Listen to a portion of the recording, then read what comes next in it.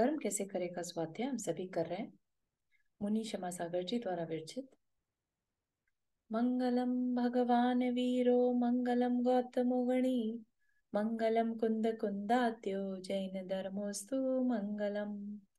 नमो अरिहंताणम नमो सिद्धाणम नमो आयर्याणम नमो उवज्झायाणम नमो लोए सवसाहुणम। पंच परमेष्ठी भगवान की जय। अगले 45 मिनट के लिए सभी प्रकार के पापों का त्याग करके सभी 9 बार नमोकार मंत्र पढ़ लें।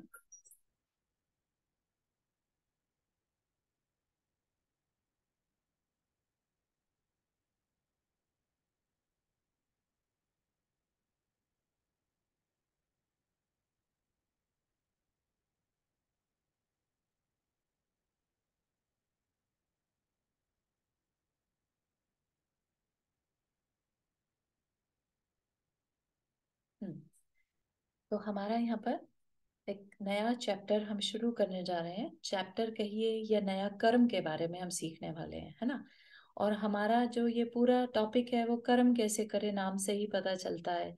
डिफरेंट डिफरेंट तरीके से हम कर्म कैसे करें सीख रहे हैं, है ना। क्योंकि कर्म ऐसा नहीं है कि एक ही तरह के हैं। तो जितनी तरह के कर्म हैं सभी के अलग अलग रीजंस हैं। तो हमें सबको सीखना है, समझना है, ठीक है ना।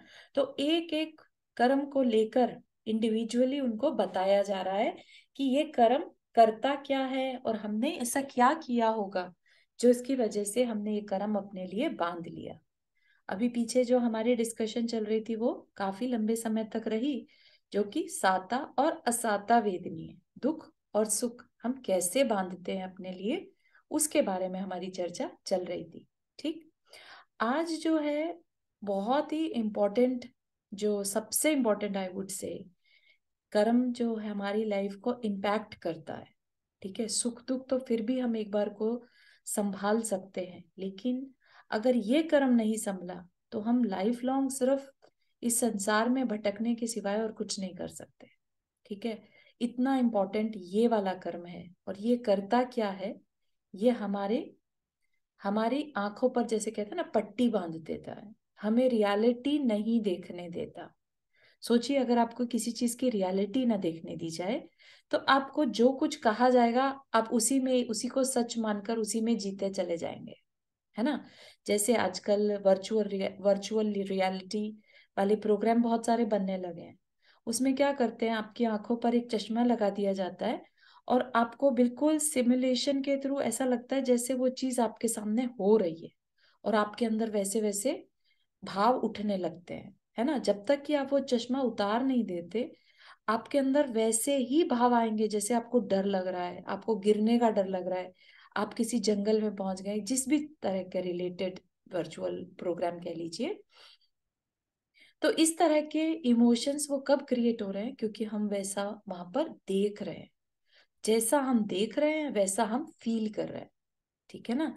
तो हम गलत देख रहे हैं जो कि रियलिटी नहीं है। वर्चुअल रियलिटी का क्या मतलब है, मतलब कि जिसे क्रिएट किया गया है, वर्चुअल, है ना, वर्चुअल रियलिटी। तो इसी तरह से आप सोचिए कि ऐसा कुछ हो रहा है हमारे रियल लाइफ में भी, जिसे हम रियल कह रहे हैं वो रियल नहीं है। हालांकि ऐसा ऐसा जैसा लगता है ना, जैसे सब कुछ छीन लिया आपसे, एकदम से ये कह दिया कि अरे हम जिसे जीवन कह रहे हैं वो रियल नहीं है, ऐसा कैसे पॉसिबल है ना। तो एक बहुत बड़ी चोट है ये, और एक बहुत बड़ी रियलिटी से हमें फेस टू फेस कराया जा रहा है कि जिसे हम रियल मान रहे हैं वो what if it's not real. तो फिर हमारे अंदर क्वेश्चन उठ सकता है कि फिर रियल क्या है ना। और हम इसे रियल क्यों नहीं माने, क्यों इसको हम क्या ऐसा है जो ये अनरियल है। तो ये सारे क्वेश्चंस के आंसर हमें इस वाले सेशन में मिलने वाले हैं, ठीक है ना। इवन हमारी आंखें खुली हैं, हम सब कुछ देख रहे हैं और फिर भी कह रहे हैं कि ये रियल नहीं है। तो बहुत बड़ी चीज है ये एक्चुअली। और अगर ये बात समझ में आ जाती है कि रियल क्या और अनरियल क्या, तो फिर हमारी यहाँ से यात्रा स्टार्ट होती है। किसकी यात्रा? हमारी अपने आप को खोजने की यात्रा, कि हम हैं कौन। हम देखने वाले, जिसे हम कह रहे हैं कि हम रियल वास्तविकता को नहीं देख पा रहे हैं, तो देखने वाला कौन? क्या जो आंखों से दिख रहा है, आंखें देख रही हैं, या आंखों के पीछे कुछ है जो वो देख रहा है ना? तो बहुत सारे क्वेश्चंस उठ के आते हैं।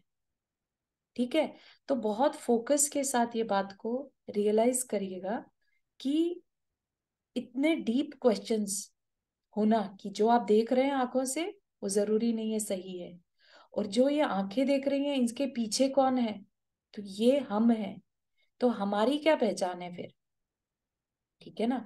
तो ये सारे क्वेश्चंस के आंसर हम जानने की कोशिश करेंगे। तो क्या कह रहे हैं? एक संसार जिसे हम अपनी खुली आंखों से देखते हैं और जिसे हम अपने ही साथ तर्क व बुद्धि से मैनेज करने की कोशिश करते हैं, लेकिन ये जो हमारी खुली आंखों से दिखने वाला संसार है, सिर्फ इतनी ही वास्तविकता नहीं है कि ये जो दिख रहा है बस उसको ही हम सही मान ले कि यही सब कुछ है। तो ये वास्तविकता या ये सच्चाई नहीं है। एक और संसार है जो कि हमारी इन आंखों से नहीं दिखता, है ना? तो क्यूरोसिटी हो सकती है ना कि ऐसा कौन सा यूनिवर्स है या ऐसा कौन सा वर्ल्ड है जो हमें इन आंखों से नहीं दिखता लेकिन है ना? तो ये क्वेश्चन अंदर में, क्यूरोसिटी अंदर में उठ सकती है और उठनी भी चाहिए। ठीक, तो उस संसार के बारे में हम जानेंगे जो हमारी इन आंखों से नहीं दिखता। श्रुत यानी सुनी गई है। श्रुत का मतलब जो होता है सुनना, है ना? श्रुत कानों से सुनना। परिचित है, हमारे पहचान में भी है, अनुभव में भी आई है। ये संसार जो दिखाई पड़ता है इसकी कथा। ठीक है ना? जो हमें सामने दिख रहा है हम सिर्फ उसकी चर्चा करते आए हैं आज तक, और उसी को इन दो आंखों से देखते भी आए हैं। तो इसीलिए हमें वो सब कुछ रियल लगता है। लेकिन वह जो एक अंतरंग जगत है उसके बारे में ये दोनों आंखें देख नहीं पाती। कुछ ऐसा है जो ये आंखें नहीं देख पा रही हैं, है ना? तो अब हमें इन आंखों से भी परे जानना होगा कि क्या है। ठीक, संसार में बहुत सी ऐसी चीजें हैं जिनको ये दोनों आंखें देख नहीं पाती, और जिनको देखने के लिए हमें कोई तीसरी आंख अपने भीतर पैदा करनी पड़ती है। अब ये तीसरी आंख कहाँ पैदा हो जाएगी? तो ऐसा मत मानिएगा कि कुछ शरीर में फटेगा और उसमें से तीसरी आंख निकल कर आ जाएगी। ठीक है, तो ये आंख है हमारे श्रद्धा, निष्ठा, आस्था, समर्पण और विश्वास की आंख। ठीक, जैसे हम कोई ब्लाइंड पर्सन भी है ना? उसने कभी लाइफ को नहीं देखा, लेकिन वो किसी के सहारे चलकर और अपना रास्ता क्रॉस कर जाता है। तो क्या हम ये नहीं कह सकते कि उसके पास विश्वास की आंख है, जिस उसने किसी और पर अपना विश्वास रखकर और अपना रास्ता पूरा कर लिया, वो पर्सन उसके लिए आंख जैसा बन गया, है ना? उसने अपनी आंखों से तो नहीं देखा, लेकिन दूसरे की आंखों से पर विश्वास करके उसने उस रास्ते को पूरा कर लिया। तो ऐसे ही जब वो आंख हमारे पास अभी नहीं है, तो हमें भी उस विश्वास की आंख को जागृत करना होगा। हमें भी किसी पर विश्वास, ऐसे पर विश्वास करना होगा जो हमें वास्तविकता से परिचित करा सके। उस आंख के खुलने के लिए कुछ तो हमारे पास अच्छे कर्म होने चाहिए। तो ऐसा विश्वास किसी दूसरे पर जब हम डालते हैं तो किस पर डालें, है ना? तो सही पर्सन पर विश्वास डालने के लिए भी उतना पुण्य हमारे पास होना चाहिए। ठीक, और जब वो पुण्य हमारे पास होगा तभी हम उस अंतरंग जगत को, जिसको कि हम श्रद्धा और विश्वास से जान पाएंगे, वो हम समझ पाते हैं। ठीक है, तो अब ऐसा कौन सा पुण्य है, ऐसा कौन सा कर्म है जिसकी वजह से हमारी श्रद्धा, हमारा विश्वास उस आंतरिक जगत पर नहीं हो पाता? कोई तो है ऐसा जो हमें उस आंतरिक जगत से इंट्रोडक्शन कराना चाहता है ना? लेकिन हमारा विश्वास उस आवाज पर या उस पर्सन पर, है ना, उस इंफॉर्मेशन पर नहीं हो पाता। ठीक है, कुछ ऐसा है। ठीक ऐसा ही जैसा कि जीवन भर एक भिखारी भीख मांगता रहा। ठीक, मरने के बाद देखा उस जगह को जहां पर वो बैठता था, है ना, उसको खुदाई हुई उसकी, तो देखा वहां पर एक अशर्फियों का घड़ा पड़ा है। ठीक, जीवन भर वो तो भीख मांगता रहा, लेकिन उसे ये नहीं पता था कि जिस जगह पर वो बैठा है वहां पर इतनी सोने की अशर्फियां दबी हुई थी। वो चाहता तो वो उसकी अपनी संपदा हो सकती थी, है ना, लेकिन उसके अंदर इस बात की अवेयरनेस ही नहीं थी, उसकी इस बात की जानकारी ही नहीं थी कि वो जिस जगह पर बैठा है वहीं पर इतनी सारी संपदा उसके पास है। तो उसने कभी अपनी संपदा को नहीं पहचाना। और यही केस हम लोगों के साथ भी है। हमारे पास कुछ ऐसा है जो अमूल्य है, ठीक है, जिसे लेकिन हम अमूल्य नहीं मानते, या ये कह लीजिए कि हम उसे जानते ही नहीं। जानेंगे तभी तो अमूल्य पहचानेंगे, लेकिन हमारे साथ सिचुएशन ये है, ना तो हम उसे जानते और ना हम उसका मूल्यांकन कर पाते। ठीक, तो ये जो अपनी निजी संपदा है उसके लिए हमारे पास अभी आंख नहीं है। ठीक है, या तो इसको ऐसे कह सकते हैं, आंख है नहीं, या हमारी आंख अभी, वो तीसरी आंख अभी नहीं खुली। ठीक है ना, तो उस तीसरी आंख को खोलने के लिए हमें किसी पर विश्वास करना होगा, जैसे कि वो ब्लाइंड पर्सन ने किया दूसरी जगह पर पहुंचने के लिए। जब उसकी खुद की आंखें नहीं वर्क कर रही थी तो उसने दूसरे पर विश्वास करके रोड क्रॉस किया।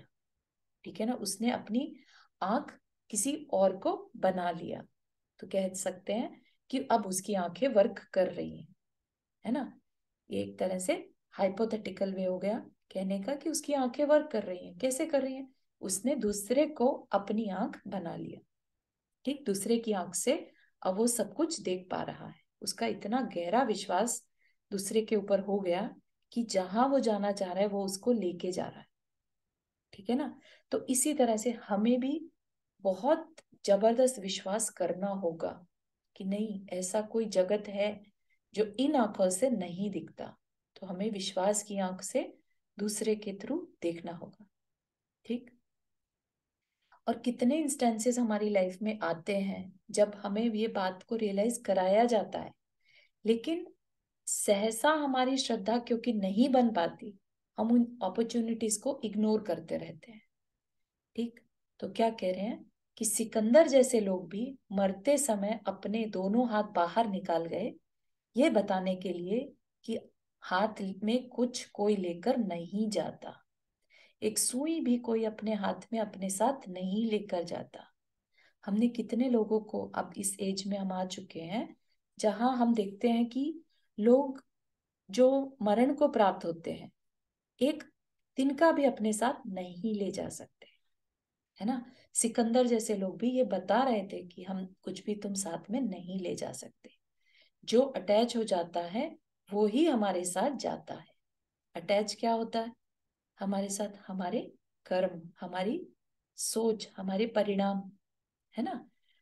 ये सारी चीजें यहीं बाहर पड़ी रह जाती हैं और खाली हाथ लौटने की वेदना लेकर के हम लौटे इससे पहले क्यों ना हम अपने आप की पहचान कर लें। वह पहचान जो कि हमारे साथ जाती है, जो हम हैं, है ना। हम ही अपने शरीर को, अपने नए शरीर को धारण करते रहते हैं, राइट। तो जब तक हम अपने आप को नहीं पहचानेंगे तब तक हम अब उसके लिए कुछ भी नहीं कर सकते। वो जो हमारी निजी संपदा है उसको पहचानने का हम विश्वास बनाएं, कि पहले तो हम ये माने कि कुछ है जो हमारा है ना, और फिर उसको पहचानने के लिए प्रयास करें। ठीक, एक साधु रास्ते से गुजरता है और कहता है कि जो सच्चाई का साथ देता है वो मुक्त हो जाता है ना। बहुत सिंपल सी बात है। ये कहते हुए बहुत सब पाए जाते हैं कि जो सच्चाई का साथ देगा वो मुक्त होगा। मनुष्य नहीं सुन पाता उसकी इस बात को, और एक पिंजरे में बैठा हुआ, जो राजा के घर में लटका हुआ पिंजरा था, उसमें बैठा हुआ पक्षी उस बात पर विश्वास कर लेता है कि सच में अगर मैं सच का साथ दूं तो क्या मैं स्वतंत्र हो जाऊंगा। उसने इस बात पर विश्वास कर लिया। जब दूसरे राज्य का दूत आकर के राजा से मिलना चाहता है तो राजा भीतर से समाचार भेजता है कि कह दो मैं नहीं हूं, है ना। और उस पक्षी को क्योंकि सच्चाई का साथ देना था, तो उसने सोचा कि साधु ने मुझे कहा था कि अगर मैं सच्चाई का साथ दूंगा तो मैं मुक्त हो जाऊंगा, और मुझे मुक्त होना है तो मैं सच्चाई का ही साथ दूंगा। और पक्षी उस दूत को कह देता है, राजा तो अंदर है। ठीक, राजा भीतर है, कहीं नहीं गया, है ना। अब राजा को जैसे ही ये पता चला कि इस पक्षी की वजह से मैं फंस गया, तो उसको गुस्सा आता है और वो पक्षी को छोड़ देता है। इस पक्षी का मेरे पास कोई काम नहीं, छोड़ो इसे, हटाओ इसे यहाँ से, है ना। तो उसका पिंजड़ा खोल दिया गया। अब वो क्या कह रहा है कि मैंने सच्चाई का साथ दिया और मैं मुक्त हो गया, है ना। जरा देर के लिए सच्चाई का साथ दिया और मैं मुक्त हो गया। लेकिन हम मनुष्य इस बात पर विश्वास नहीं कर पाते कि सच्चाई क्या है। पहले तो हम ये जाने, राइट, फिर उस पर हम विश्वास करेंगे सच्चाई क्या है, हम उसका साथ दें, राइट। तो क्या चीज है जिससे अपनी निजी संपदा पर हमारा विश्वास नहीं होता? क्या चीज है हमारे अपने ऊपर हमारा विश्वास नहीं होता? क्या चीज है कि सच्चाई पर हमारा विश्वास नहीं होता?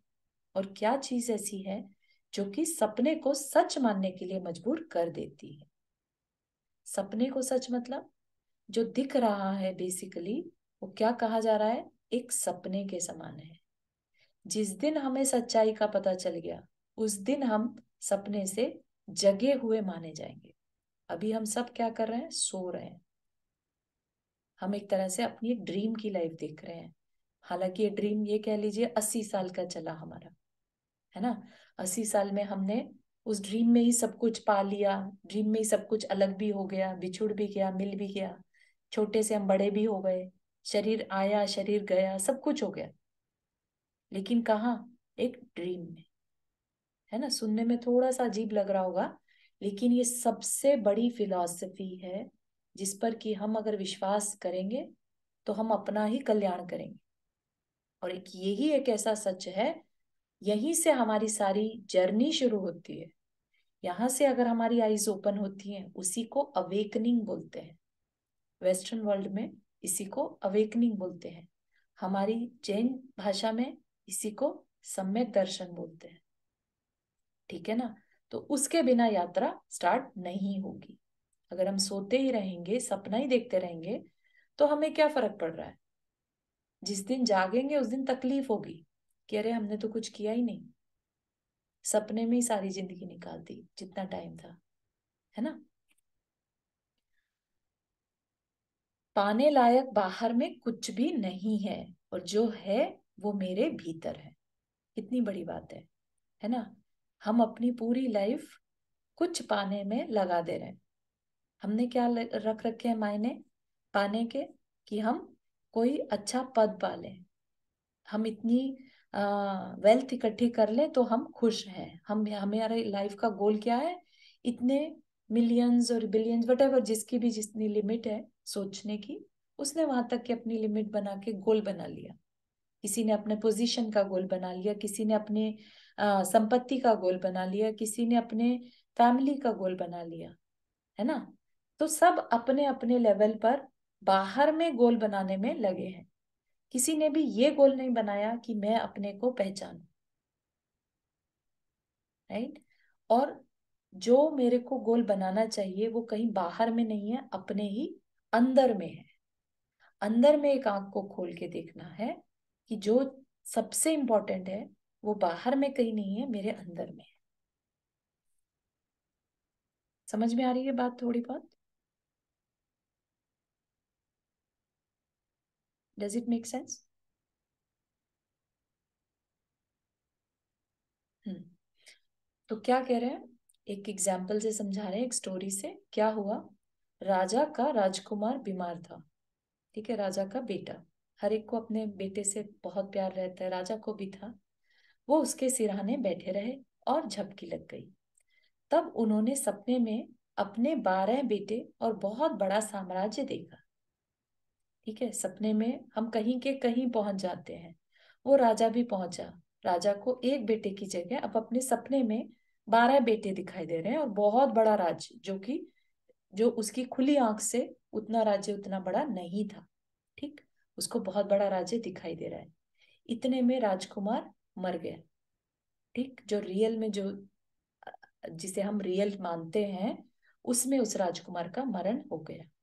और जो रानी थी, जीवन साथी थी, वो चीख कर चिल्लाने लगी, है ना, एकदम से बेटे को खो दिया तो उसका चीख निकल गई, और उसकी चीख सुनकर राजा की आंख खुल गई। अब आंख खुली तो एक बेटा सामने मरा हुआ दिखाई दे रहा है। ठीक, अब राजा जोर से हंसा।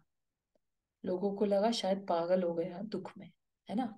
लेकिन उससे, क्योंकि जो सपने में 12 बेटे दिख रहे थे, अब वो अंदर में सोच रहा है मैं उन 12 बच्चों को के खोने के लिए रोऊं, या जो ये एक गया है उसके लिए रोऊं, है ना। क्योंकि स्वप्न में हम उसे भी सच मान रहे थे, राइट, कि मेरे 12 बच्चे हैं, मेरा बहुत बड़ा साम्राज्य है, हम उसे सच मान रहे थे। और उसको टूटने पर उसके लिए रोऊं, या ये जो सामने मेरे राजकुमार मरण को प्राप्त हुआ उसके लिए रोऊं। इसलिए मैं कंफ्यूजन में हंस रहा हूं। बात थोड़ी सी हैवी हो सकती है ना, सबको, क्योंकि अपनी अपनी लाइफ में झांक कर देखना है कि कहीं ऐसा ही कुछ हमारी लाइफ में भी तो नहीं हो रहा। हम भी अपने परिवार, अपनी इन दो आंखों से जो दिख रहा है उसके पाने और खोने में लगे हैं, राइट। और जो रियल है उसकी तरफ हमारी कोई नजर नहीं जा रही है ना। एक सोए हुए के समान हम आंखें बंद किए हुए हैं, अंदर की आंख हमारी बंद है ना। और जो आंखें मैटर मटीरियलाइज देख रही हैं बाहर को, हम उसी को सच माने हुए हैं। ठीक है, तो ये सारी चीजें, ये जो एक हमारा इस संसार को देखने का नजरिया है, इस पर कौन आवरण डालता है ना, कौन इसे विकृत कर रहा है, ऐसा कौन सा कर्म है जो मुझे इस आंख को खोलने नहीं देता। ये भी एक कर्म है जो कि हमें सच्चे श्रद्धा, या किसी जो पर्पसली जो हमें सही रोशनी दे रहे हैं, सच्ची बात बताना चाह रहे हैं, हमें उस पर्सन पर, उस चीज पर विश्वास ही नहीं होता। सोचिए आप वो ब्लाइंड पर्सन की बात, अगर उसने विश्वास नहीं किया होता दूसरे पर, तो वो कभी दूसरी तरफ, रोड की दूसरी तरफ नहीं जा पाता, है ना। उसने विश्वास रखा दूसरे पर तो वो क्रॉस कर पाया। कहीं ना कहीं हमें भी यही बात कही जा रही है कि जो एक हम हमें सच्चाई से अवगत कराने के लिए रेडी हैं, हमें उस पर कहीं ना कहीं विश्वास करना होगा,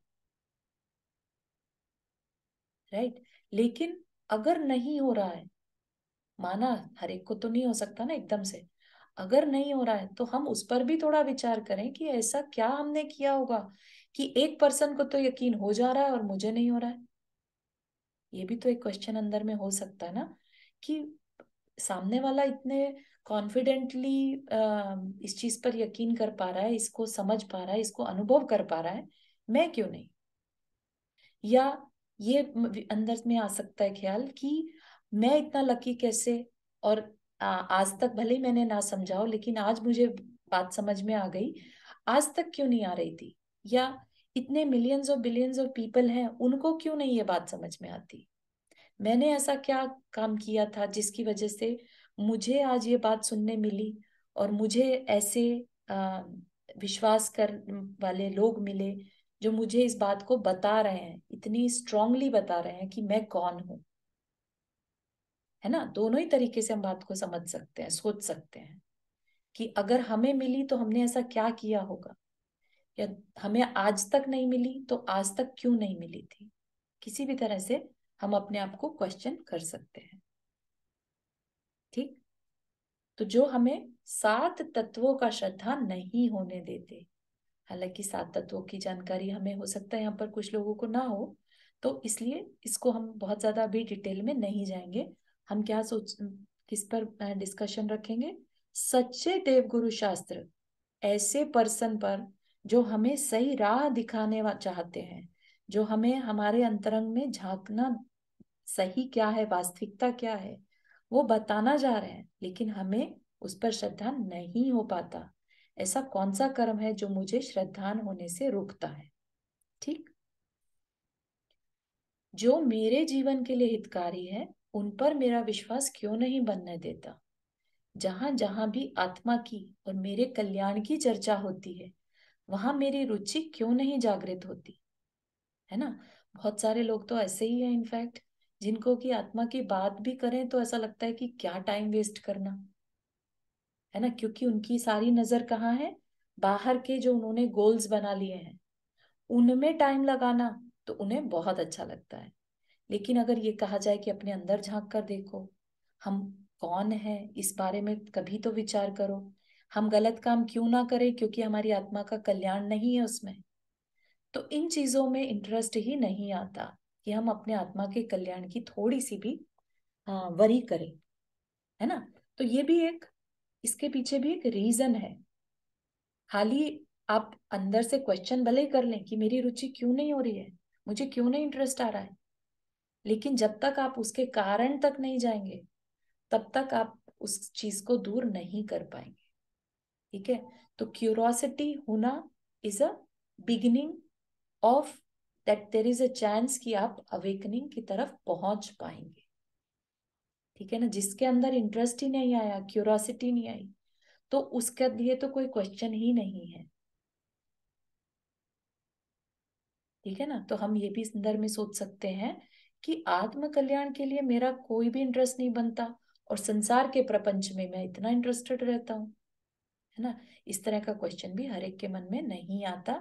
तो अगर आपके मन में आ रहा है तो आप मान के चलिए कि आपने एक स्टेप फॉरवर्ड ले लिया है। ठीक है? इन सब बातों पर कई कई बार मन में विचार तो आता है, आखिर ऐसा क्या किया मैंने कि किसी और पर तो विश्वास हो जाता है, किसी और का तो विश्वास हो जाता है, मेरा विश्वास नहीं जमता, मेरा आत्मविश्वास इतना कमजोर क्यों है? ऐसा हम हमेशा अपने मन में विचार करते हैं। आचार्य भगवंतों के चरणों में बैठे तो वे समझाते हैं कि किसी और ने हमें अविश्वास में डाल दिया हो, हमारी श्रद्धा को खंडित कर दिया हो, या हमारी आस्था को निष्ठा को नहीं जमने दिया हो, ऐसा नहीं है। हम किसी पर भी ब्लेम नहीं कर सकते, है ना? हमें ये बात भी आचार्य बड़े प्यार से बता रहे हैं, है ना? कि नहीं नहीं ऐसा नहीं है, परेशान मत हो, ना ही किसी और पर ब्लेम करो। हमारे अंदर अगर इस बात की श्रद्धा नहीं हो रही है कि हमारी निजी संपदा क्या है, उस भिखारी की तरह हम क्यों बने हुए हैं, क्यों हम बाहर में देखकर अपने आप को भिखारी समझे हुए हैं, जबकि इतनी बड़ी संपदा हमारा इतना इनएक्सपेंसिव, जिसको कि हम इनवैल्यूएबल, है ना, जो हमारी सोल है, हम उसकी वैल्यू क्यों नहीं कर पा रहे हैं? तो ये भी आचार्य भगवंतु ने हमें बता दिया। ठीक। अब हर तरह से कोशिश की जा रही है कि आपको ये बात समझ में आ जाए कि हम किस चीज से डील कर रहे हैं। ठीक। तो क्या कहते हैं कि कर्म के बारे में, जिस कर्म की हम चर्चा कर रहे हैं वो कर्म कैसा है? ठीक है? तो क्या कह रहे हैं, माँ ने 4 लड्डू बनाए, ठीक है, और थोड़े थोड़े से दिए 3 लड्डू में से, तो हमने अपना असंतोष व्यक्त कर दिया। ठीक है? लेकिन लेट से चौथे पर एक सर्प सांप ने आकर और अपना उस पर जहर डाल दिया। ठीक है? अब वो लड्डू हमें भले ही पूरा भी मिल जाए तो भी हम उसे खाना पसंद नहीं करेंगे, है ना? हम क्या करेंगे? हम कहेंगे नहीं नहीं, वो 3 जो थोड़े थोड़े मिल रहे थे ना वो ही ठीक है, हमें ये चौथा बिल्कुल नहीं चाहिए। क्योंकि हम सब अवेयर हैं इस चीज से कि हम विष नहीं चाहते। हम कोई भी जो चीजों से अवेयर अगर हैं और वो पता है हमें ये हमारे लिए अच्छा नहीं है, तो हम खाना पसंद नहीं करते, है ना? फिर चाहे हमें दूसरी चीज से थोड़े में ही सेटिस्फाई होना पड़े। लेकिन क्योंकि हमें कर्मों के बारे में नॉलेज नहीं है, और हम जिस कर्म की वजह से हमारी श्रद्धा नहीं बन पा रही है, जो कि हमारे लिए इतना डेंजरस है कि हमें अपनी पहचान नहीं करने दे रहा है, हमारी रियल आइज को खुलने नहीं दे रहा है, हमें संसार में भटकाए हुए हैं, हम कंटिन्यूअस अनंत काल से जो जन्म मरण करते चले जा रहे हैं, उसको हमने अभी तक क्योंकि बुरा नहीं माना है, इसलिए हम उस पर वर्क नहीं कर पा रहे। जैसे ही हमें रियलाइज होगा कि नहीं नहीं, ये कर्म तो मेरे लिए सबसे डेंजरस है ना, तब जाके हमारे थोड़ा सा अवेयरनेस उससे आएगी कि नहीं नहीं, मुझे इस कर्म के बारे में और अच्छे से जानना है, मुझे इसका 1% भी नहीं चाहिए, है ना। तब तक बात समझ में अपने नहीं आएगी, जब तक कि हम उस कर्म की नेचर को अच्छे से ना समझे कि कितना बड़ा जहर है वो हमारे लिए, कि हमें पूरा भी मिल जाए लड्डू की तरह, तो भी हमें एक कण भी उसका नहीं चाहिए, क्योंकि हमें वो पता है वो हमारे लिए कल्याणकारी नहीं है ना। ऐसा ही ये कर्म भी हमारी आत्मा के लिए 1% भी कल्याणकारी नहीं है, कंप्लीटली उसको हमें छोड़ना होगा। ठीक है, तब जाकर हमारी कह लीजिए जर्नी स्टार्ट होगी, और हम उस रास्ते पर जो कि हमारे आचार्यों ने खुद चल के हमें दिखाया, हम उस पर चल पाएंगे। राइट, क्योंकि जब रियल आइज खुलेंगी ना, और उस पर जब हम उस आंखों से जब हम चीजों को देखना शुरू करेंगे, तो उसकी बात ही कुछ और होगी। ठीक है, हमारी चाल बदल जाएगी, हमारी चीजों को देखने का नजरिया बदल जाएगा, है ना। तो हम ये कह लीजिए कि अभी जिन चीजों से ऐसे खोए हुए सोए हुए कह रहे हैं अपने आप को, वही चीजों को हम डिफरेंट नजरिए से देखने लगेंगे, है ना। जैसे वो भिखारी के केस में बताया, वो भिखारी जो अ, जिस जगह पर बैठा था और उसके नीचे सारी संपदा थी, है ना, उसके पास वो आंख नहीं थी। सोचिए अगर उसको वो आंख मिल जाती, उस वो सारी संपदा को निकाल कर और अपना जीवन जीने लगता, तो क्या उसका जीवन बदल नहीं जाता। उसके पास वो आंख ही तो नहीं थी, उतना विश्वास ही तो नहीं था कि कहीं सारा वैभव मेरे पास ही तो नहीं है। तो इसी तरह से हमारे अंदर भी ऐसा कुछ चेंज होगा कि सारा का सारा वैभव हमें अपने ही अंदर दिखने लगेगा। ठीक है, यहाँ तक की बात समझ में आ रही है? किसी को यहाँ तक कुछ शेयर करना है, पूछना है?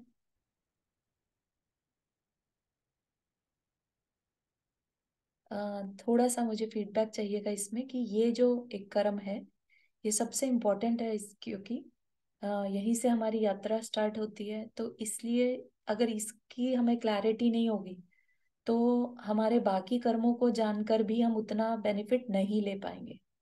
ठीक है, तो इसलिए जितना अभी तक हमने पढ़ा है उसमें किसी को कुछ डाउट है या क्या सीखा है, I would like to no.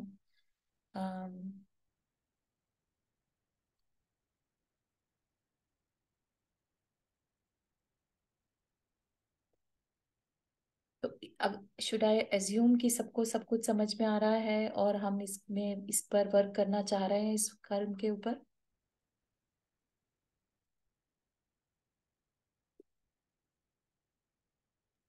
Anybody? Charu जी एक बार थोड़ा समरी एक बार करेंगे? श्योर। जो लड्डू वाला था वो वाला। हाँ, लड्डू में क्या हुआ, माँ ने 4 लड्डू बनाए, है ना। अब हमारा मन है कि हमें मिल जाए पूरे पूरे लड्डू, ऑफ कोर्स।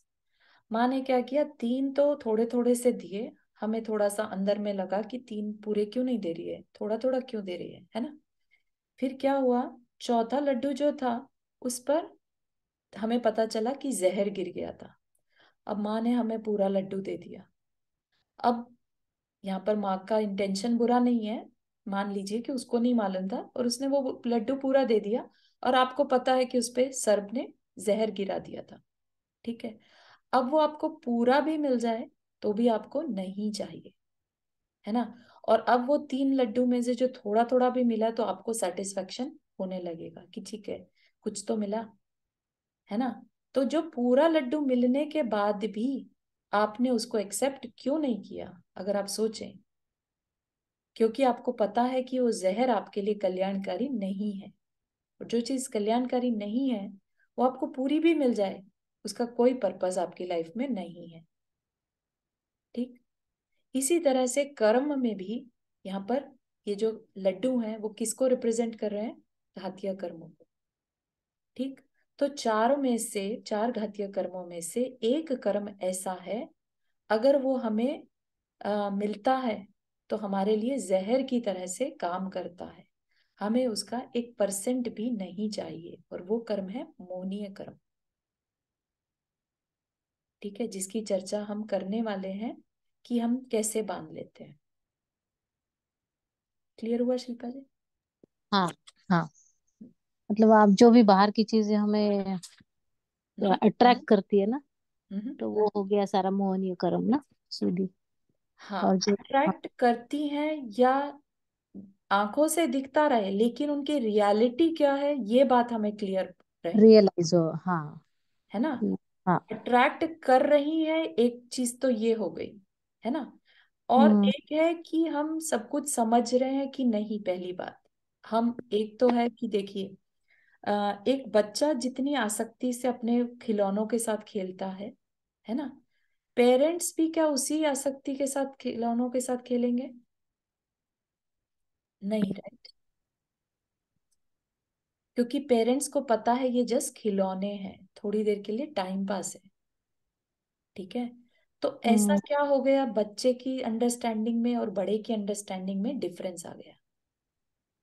ठीक है, तो इसी तरह से यहाँ पर हमारी सिर्फ अंडरस्टैंडिंग में डिफरेंस आएगा।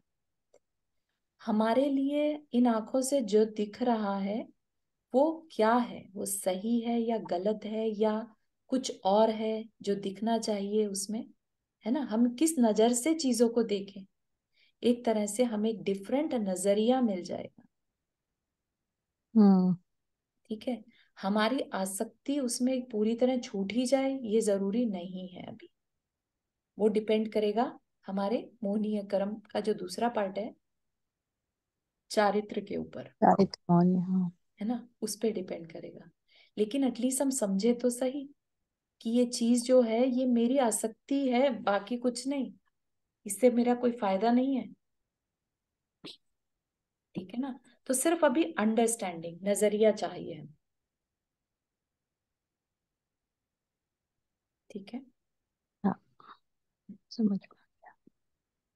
हाँ, थैंक यू। तो हमें जो दिख रहा है, हमारी आसक्ति उसमें है, तो वो आसक्ति कह लीजिए, या हम उसे किस नजर से देखें, फिर रियल क्या है ना। अभी बस इतनी क्यूरोसिटी रखें, अभी कुछ और बताया ही नहीं है ना। ये जस्ट इतना कि जो आंखों से दिख रहा है उसकी कुछ और रियलिटी भी है।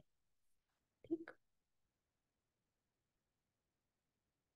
तो यहाँ पर क्या कह रहे हैं, ज्ञान पर थोड़ा सा आवरण ढक जाए, बाकी तो शोभशम बना रहता है ना। ज्ञानावरणीय कर्म है जैसे हमारे ज्ञान को जो ढकता है, लेकिन कुछ भी हो थोड़ा थोड़ा तो हमें ज्ञान मिलता रहता है ना। इसी तरह दर्शन भी हमें थोड़ा थोड़ा देखने में जानने में आता है, और अंतराय कर्म भी हमें पूरी तरह से कभी आवरण नहीं होता, वो भी थोड़ा थोड़ा हमें मिलता रहता है। हो गए 3 लड्डू की तरह, जिनका कि हमें थोड़ा थोड़ा मिला। ठीक, लेकिन एक सबसे ज्यादा खतरनाक मेरा अपना मोह, जो कि मेरे पूरे जीवन को विषाक्त और विकृत कर देता है। तो वो मोहनीय कर्म हमें पूरा का पूरा मिलता है हमेशा, कभी ऐसा नहीं होता पार्शल मिल जाए, वो हमेशा पूरा मिलेगा, लेकिन वो पूरा का पूरा मेरे जीवन को विषाक्त कर देता है। इसको विषाक्त करता है मेरी श्रद्धा को और मेरे आचरण को, दोनों को विषाक्त मतलब कि डिस्टॉर्ट कर देता है, विकृत कर देता है ना। मेरी श्रद्धा को ठीक जगह नहीं जमने देता, मेरी श्रद्धा को जहां मेरा अहित है उस पर तो विश्वास जमा देता है, और जहां मेरा हित होता है उसमें मेरा कोई इंटरेस्ट नहीं होने देता। ठीक है, तो ये एक मोहनीय कर्म की वेराइटी है। ठीक, तो श्रद्धा ही नहीं होने देता जहां हमारा बेनिफिट हो। कितना तकलीफ वाला काम हो गया ना। और बांधा किसने? हम ही ने। तो कितनी बड़ी अज्ञानता के साथ हम जीते रहते हैं ना, कि एक कर्म हम अपने लिए ही बांध रहे हैं, अपना ही अहित करने के लिए। तो इस वजह से ये जो कर्म है, ये वाला जो कर्म है, या ये वाला जो चैप्टर है श्रद्धान का, ये हमारे लिए जानना सबसे ज्यादा इम्पोर्टेंट है। ठीक है ना। तो क्योंकि हमारा पहले विश्वास होगा, जिस रास्ते पर हमें चलना है उस पर, या जिसने हमें ये बताया है ये रास्ता, उस पर हमें पहले विश्वास करना होगा।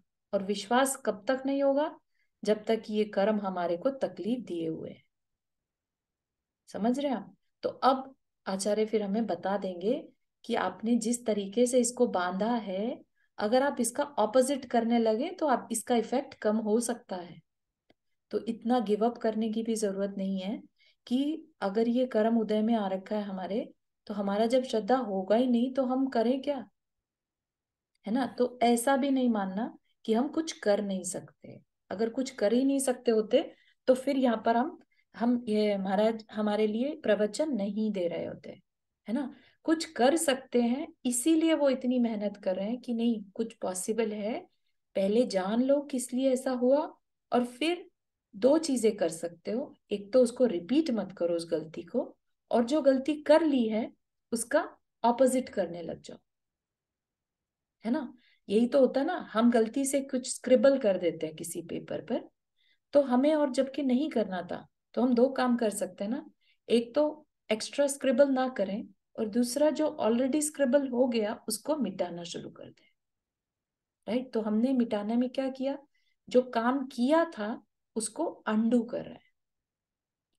ठीक है, तो ये दो काम हमें सीखने हैं। ठीक है, तो हमारा अगर सेल्फ कॉन्फिडेंस से यहाँ पर क्या मतलब है, सेल्फ पर कॉन्फिडेंस। हम सोल हैं, हम आत्मा हैं, हम जीव हैं, ये कॉन्फिडेंस क्यों नहीं हो पाता? ठीक है ना। हाँ नंदा जी, आपने हाथ रेज किया। हाँ, ये जो आपने अभी अंडू वाली बात बताई थी, तो इसका उपाय जानना चाहती हूँ कि हमको निंदा नहीं करनी चाहिए किसी की, लेकिन कभी बातचीत करते हुए हो जाता है, मतलब किसी का जो व्यवहार है वो निकल आए, तो उसको अंडू कैसे करें? उसके लिए हमारे में प्रतिक्रमण एक बहुत अच्छा उपाय बताया, कि हमसे गलती हो जाती है, ठीक है। प्रतिक्रमण करना और प्रत्याख्यान करना। प्रत्याख्यान मतलब होता है हम फ्यूचर में नहीं करेंगे। जैसा कि आपने स्क्रिबल किया, अब आगे नहीं करेंगे, और तो वो क्या हो गया, प्रत्याख्यान। ठीक। और जो गलती कर दी, जो स्क्रिबल कर दिया, उसको अंडू कैसे करेंगे? कुछ ना कुछ तो हमें चाहिए ना मिटाने के लिए। तो यहाँ पर हमें जो टूल दिया गया है वो है प्रतिक्रमण। ठीक है ना, हम उससे अपनी गलती को जब हम स्वीकारते हैं तो वो हमारे लिए अंडू करने जैसा ही होता है। कुछ देर के लिए हम कहते हैं ठीक है हम नहीं करेंगे और नहीं करते हैं, लेकिन फिर हो जाती है। हाँ ठीक है, हमारा स्वभाव है। लेकिन अगर आपको ध्यान हो, एक एग्जाम्पल जिसमें हमने लेट से कुछ अपनी हैबिट को चेंज करने का डिसाइड कर लिया, किसी को गाली देने की आदत थी, है ना, अच्छा बार बार अच्छा, उसके हाँ। टंग से गाली स्लिप होती थी। अब उसने क्या किया, अपने अंदर ही अंदर एक प्रण लिया कि नहीं, मैं अच्छी बात नहीं है, अच्छा नहीं लगता, और मैं नहीं दूंगा, है ना। अब अगली बार क्या है, ऐसा सोचने से नेक्स्ट टाइम क्या होगा, गाली देने से पहले ही उसके अंदर तक तो आवाज आएगी गाली दूं, ऑलमोस्ट जुबान पर भी आ जाएगी। लेकिन क्योंकि उसने अपने आप से एक प्रॉमिस लिया हुआ है, तो वो बाहर मुंह से निकल जाए ये जरूरी नहीं, वो उसको वहां पर रोक सकता है। तो इतना इफेक्ट प्रण का, प्रत्याख्यान का हमारी लाइफ पर पड़ता है। हो सकता है पहले वो 10 बार देता था, अब वो 8 बार दे रहा है, अब वो 2 बार दे रहा है ना। तो उसकी इंटेंसिटी तो कम हुई। तो जो संस्कार है वो धीरे धीरे पड़ता है। आप ये सोचे कि वो 10 बार देता था और अब एकदम से 0 कर दे, ये जरूरी नहीं है। हर एक की अपनी अपनी सेल्फ कंट्रोल, या हर एक की अपनी अपनी साधना पर डिपेंड करेगा। ठीक है, तो इस तरीके से हम अपने को चेंज कर सकते हैं। हालांकि यहाँ पर जो कारण बताए हैं, जो हमारी श्रद्धान को डिस्टोर्ट करते हैं, वो कारण जो बताए हैं हम उससे ऑपोजिट सीखेंगे, है ना। उससे ऑपोजिट करना शुरू करेंगे तो हमारी श्रद्धान जो है स्ट्रांग होती जाएगी। ठीक है। बहुत अच्छा, हाँ, थैंक यू। ठीक है, तो हमारे अंदर ये अभी तो सिर्फ ये क्वेरी आई है कि हमारे अंदर सेल्फ कॉन्फिडेंस क्यों नहीं है, ऐसा मैंने क्या किया था। तो उसके लिए क्या बताया, हमारे को एक सूत्र बता दिया, केवली श्रुत संग धर्म देव अवर्णवादो दर्शन मोहस्य। अवर्णवाद होता है जिसमें जो कमी नहीं है, या जिसमें जो आ, कमी हो भी उसकी उस कमी को कहना। ठीक है, पहली बात तो कमी नहीं थी लेकिन हमने उसकी कमी बता दी। जो जैसा है वैसा ना कह के उसका कुछ और ही बना देना। ठीक है ना, तो हमने क्या किया, हमने किसी की अच्छी इमेज को खराब कर दिया। ठीक, तो ये क्या हुआ, अवर्णवाद। ठीक है, और क्योंकि यहाँ पर हम हमारा श्रद्धान किस पर नहीं हो रहा है, आप सोचकर देखिएगा, हमारा श्रद्धान सच्चे देव गुरु और शास्त्र पर नहीं हो रहा है। तो इसका क्या मतलब है कि हमने उनके बारे में अवर्णवाद किया होगा। सच्चे देव शास्त्र गुरु के बारे में अवर्णवाद, यानी जो कमी उनमें नहीं थी हमने उसको सब में बताया होगा। इन द पास्ट कभी किया होगा ऐसी गलती, तो अब हम क्या करेंगे, हम उसको रियलाइज कर कर, ठीक है, हम अपना पुरुषार्थ उनके सच्चे जो वो हैं, जो वो उनकी क्वालिटीज हैं अभी, उनको समझेंगे और उनकी क्या करेंगे, अनुमोदना करेंगे। बस इतना ही करना है। इतना करने से ही हमारा दर्शन मोहनीय कर्म ढीला पड़ जाएगा। समझ रहे हैं आप अनुमोदना का कितना बड़ा इम्पैक्ट है। एक हम क्या कर रहे थे, हम किसी के गुणों को डिस्टॉर्ट कर रहे थे, हम जो उसमें गुण थे उसका कुछ और ही वर्जन बता रहे थे, है ना, उसको नेगेटिवली कह रहे थे। ठीक, और अब हम क्या कह रहे हैं, उनके गुणों को पहचान कर उनकी अनुमोदना कर रहे हैं कि नहीं नहीं बहुत अच्छा कर रहे हैं। समझ रहे हैं आप, तो बस इतना ही करना है, जो पहले गलती करी है उसको रिवर्स कर देना है। तो अनुमोदना का इतना बड़ा इम्पैक्ट होना, इसी वजह से हम जब जितनी बार भी नमोकार मंत्र पढ़ते हैं, नमोकार मंत्र क्या है, बेसिकली उस मोक्ष मार्ग का की अनुमोदना है ना। तो जितनी बार भी जब भी हम नमोकार मंत्र पढ़ते हैं तो हमारे कर्म जो हैं वो ढीले पड़ने शुरू हो जाते हैं।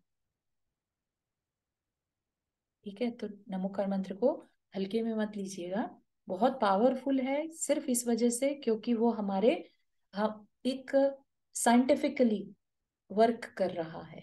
हमारा बहुत बड़ा अंदर से कोरली अकोर के साथ अगर हम उसको समझकर और उसमें क्या हम कितनी बड़ी बात कह रहे हैं, हम अरिहंत की अवस्था की अनुमोदना कर रहे हैं, तो उनके जो गुण हैं हम उनकी अनुमोदना कर रहे हैं।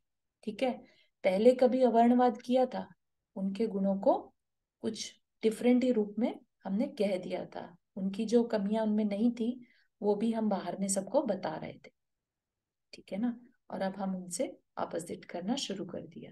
तो सबसे इजी है, नमोकार मंत्र को पढ़ना शुरू कर दीजिए, दैट्स द इजीएस्ट वे, है ना। लेकिन अगर और पावरफुल तरीके से करना है तो और ज्यादा अच्छे से सच्चे देव शास्त्र गुरु का अगर मीनिंग समझेंगे, वो क्या कह रहे हैं क्यों कह रहे हैं, है ना, तो फिर हमारे अंदर जब बहुमान आएगा उनके लिए तो भी हमारा दर्शन मोहनीय कर्म जो है वो ढीला पड़ जाएगा।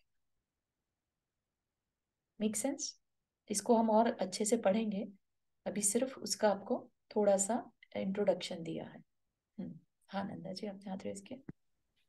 मैंने अपने अंदर एक चेंज देखा है। जब मुझे नवकार मंत्र का मतलब नहीं मालूम था, मीनिंग नहीं मालूम था, तो मुझे उसमें बहुत ज्यादा श्रद्धान था कि ये तो ऐसा मंत्र है कि मुर्दे को जिंदा कर दे, और मतलब कभी भी कोई परेशानी हो बस ये पढ़ लो।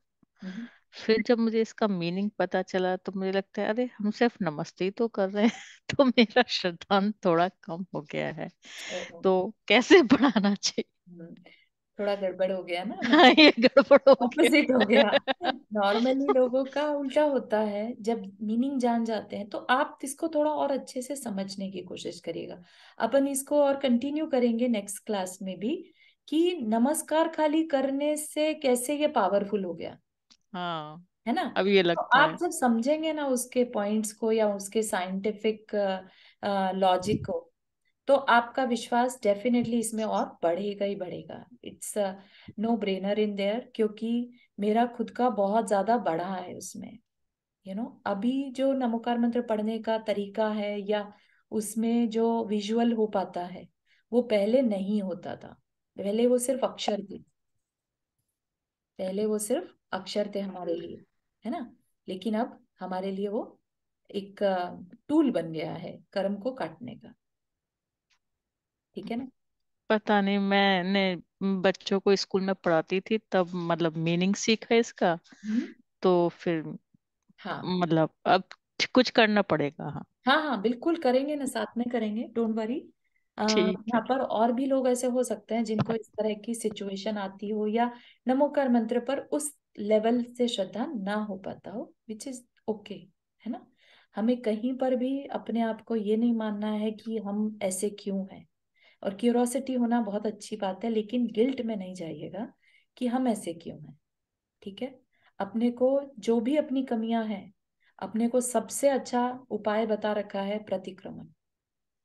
ठीक है ना। हम अपने आप की भी निंदा कर सकते हैं, जितनी मर्जी करिए। ठीक है, लेकिन गिल्ट में नहीं जाना। हमें कहीं पर भी किसी भी शास्त्र में गिल्ट में जाने को नहीं कहा है। अपनी निंदा ग्रह करने को कहा है। अपने से गलती हुई उसे मान लो, है ना। वो कह दो, गुरु से कह दो, प्रतिमा के सामने जाकर कह दो, अपने से कह दो, है ना, गलती हो गई, हाँ। लेकिन गिल्ट में नहीं जाना, क्योंकि वो हमारे को और डिटेल में बात करेंगे इस बारे में कि वो हमारे जो देव हैं, सच्चे देव शास्त्र गुरु हैं, उनकी आज्ञा के अगेंस्ट है। अगर शास्त्र में कहीं नहीं लिखा है गिल्ट में जाना अच्छा है, तो फिर क्यों जाना हमें, है ना। वो उनकी आज्ञा नहीं है। ठीक है ना। Make sense. हाँ, बहुत अच्छा। बढ़िया। और किसी को कुछ शेयर करना है यहाँ पर? सुरभि एस से यहाँ पर जुड़े हैं, तो आप सुरभि सेठी, सुरभि पांड्या ही हैं क्या? हाँ, जय जैन चारू जी। जय जिनेन Surabhi ji, thank you for joining. आप कुछ ऐड करना चाहेंगे यहाँ पर? वरी। Charu ji, thank you. एक तो आपने पोस्ट करा तो मेरा इंडिया का टाइम एकदम मैच कर गया, तो आज मैंने आपकी ओह क्लास को नाइस। सुना। आप वेरी। बहुत हार्दिकता से और बहुत ही प्रेम से इस क्लास को ले रहे हो, तो वेरी थैंकफुल। नहीं और नहीं। इतने प्यार से एक एक चीज को लेकर के जब तक समझ नहीं आ रही सबको साथ में लेकर आगे बढ़ रहे हो, तो बहुत सुंदर चारू जी, बस यही। थैंक यू सुरभि जी। और just let you know everybody कि सुरभि जी ही एक रीजन है जिसकी वजह से आज मैं ये बुक को पढ़ा और समझा, और आज अलग ही लेवल पर धर्म को समझ पा रहे हूँ। तो thank you Surbhi ji for even joining and increasing my confidence. Charu ji, ये बिल्कुल भी एक्सेप्टेबल नहीं है। आपके अंदर जो श्रद्धान है और आपके अंदर जो विश्वास है, वही आपके पास में अपने आप ऐसे लोगों को जोड़ता है और ऐसी मुनिराजों की वाणी को आपके साथ जोड़ता है। ये आप श्रेय मुझे दे रहे हैं, श्रेय पूरा का पूरा निहित आपके भीतर ही है। बल्कि आई एम ग्रेटफुल कि मैं आपके साथ हूँ। अरे सही है। Thank you so much. नहीं, really it's the really good feeling कि आपने ज्वाइन किया, एंड उसको it's really big to me. Thank you so much.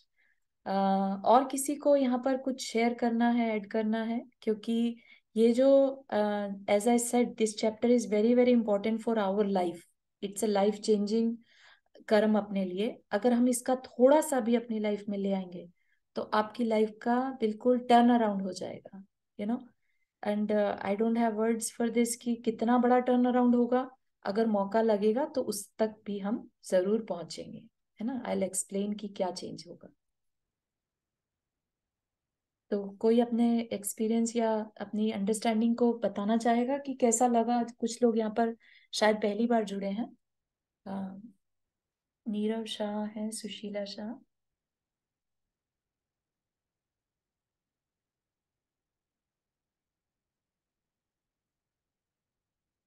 हम्म, ठीक है, चलिए। तो यहीं तक रखते हैं। जिनवानी स्तुति। जवाणी के ज्ञान से सूझे लोकालोक, सो वाणी मस्तक धरो सदा देत हो दोख। हे जिनवाणी भारती तो ही जपो दिन रैन, जो तेरा शरण आ गए सो पावे सुख चैन। 9 पांडव कर।